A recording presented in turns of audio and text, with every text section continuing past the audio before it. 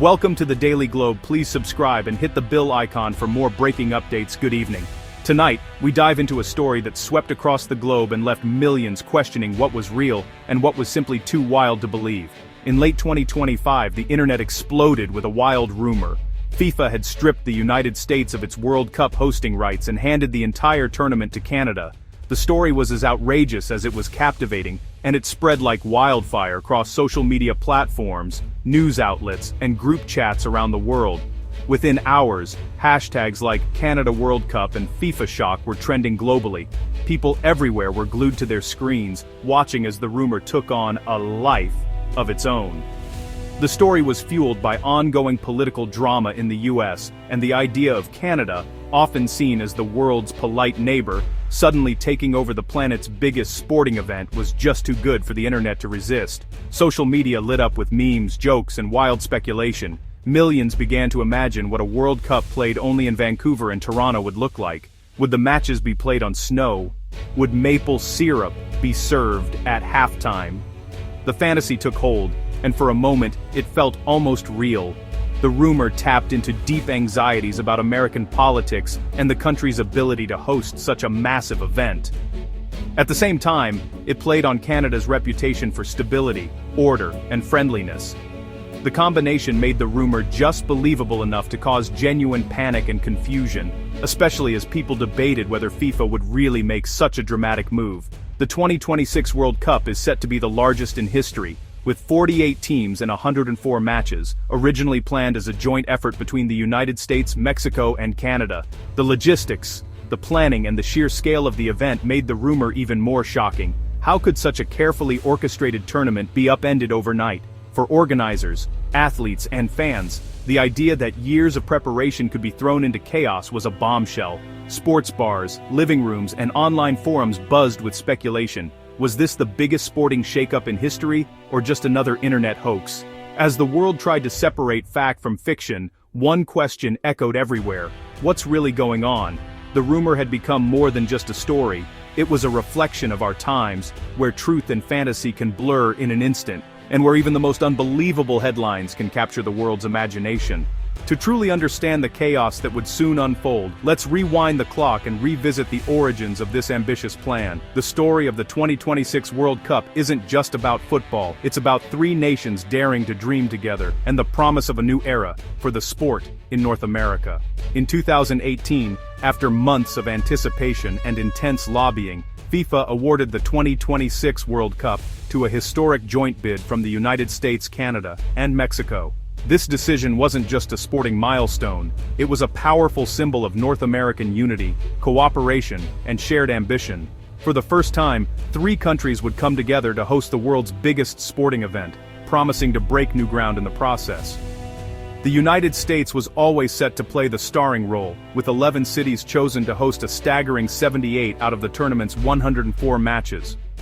The grand finale, the World Cup final, would take place at the iconic MetLife Stadium in New Jersey, just outside New York City. American cities buzzed with anticipation, preparing to welcome fans from every corner of the globe. Meanwhile, Mexico, already a legendary host from 1970 and 1986, would stage 13 matches in three vibrant cities, including the hallowed Estadio Azteca.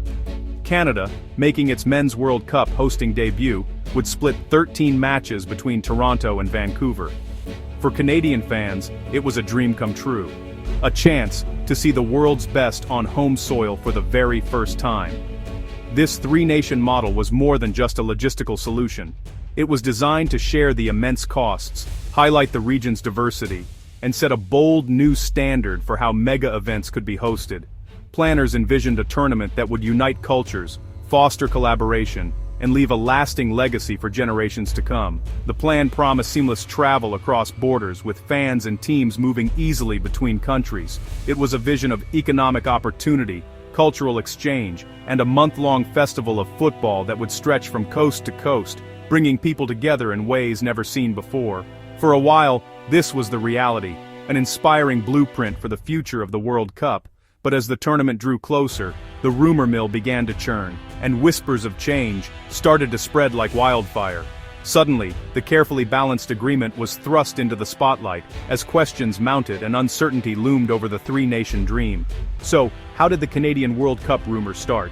It was sparked by a mix of political statements, media soundbites, and social media frenzy.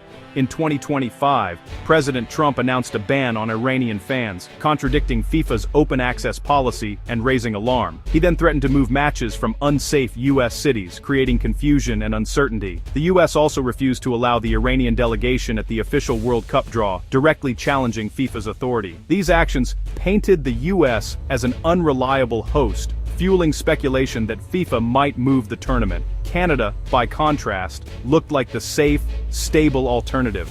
The rumor practically wrote itself.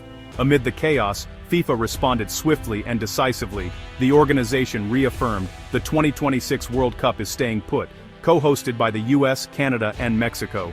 Official statements, branding, and the tournament schedule all confirmed the original plan. FIFA Vice President Victor Montagliani made it clear, "Football is bigger than any individual or country. FIFA makes the decisions." The final remains at MetLife Stadium, and all 16 host cities are preparing as planned. U.S. soccer officials also reassured the public, confirming their commitment to hosting obligations and access for all teams and fans. The rumors, while dramatic, collapsed under scrutiny. The tri-nation partnership stands strong, tested, but unbroken.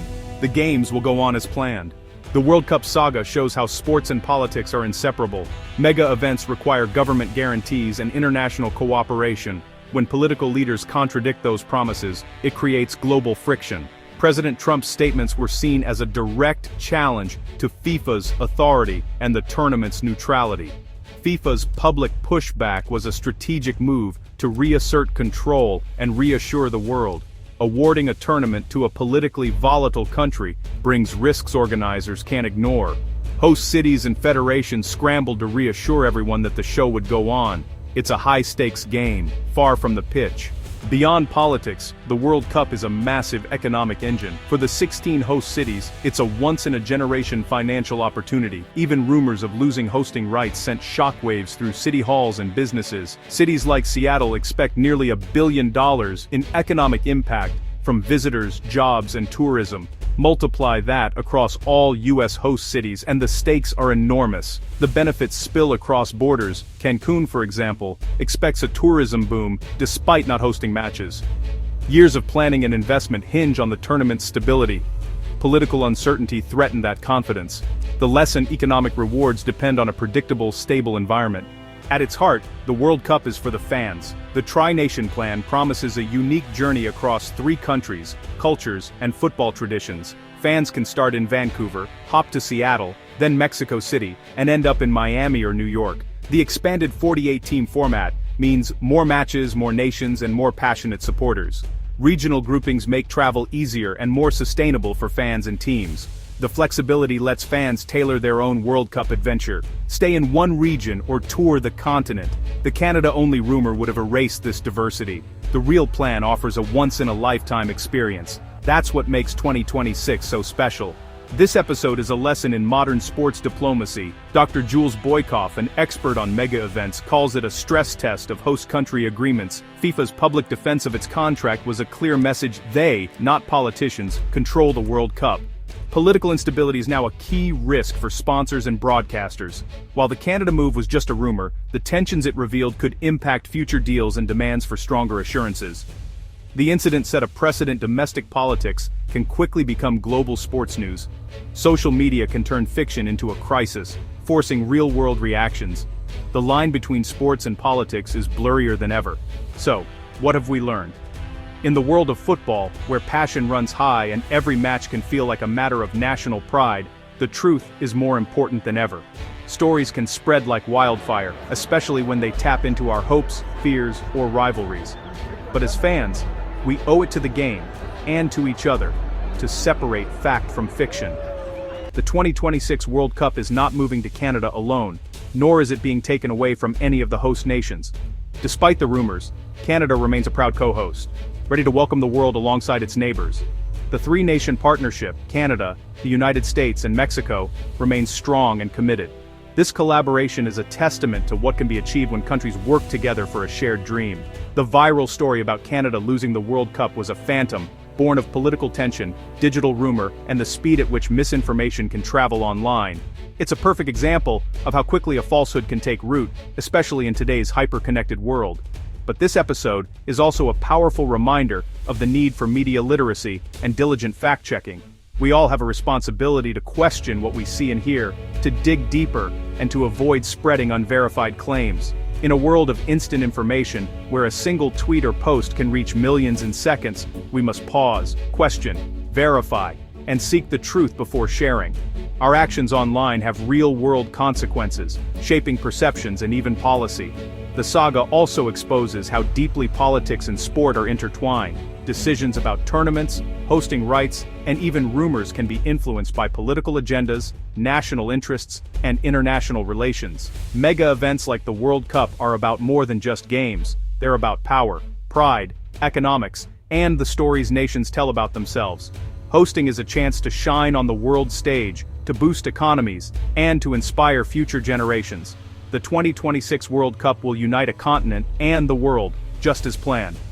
Fans from every corner of the globe will come together to celebrate the beautiful game, forging memories and friendships that will last a lifetime. Let's focus on the football, the joy, the drama, the unity it brings, and get ready for a spectacular tournament that promises to be unforgettable for players and fans alike. Are you ready?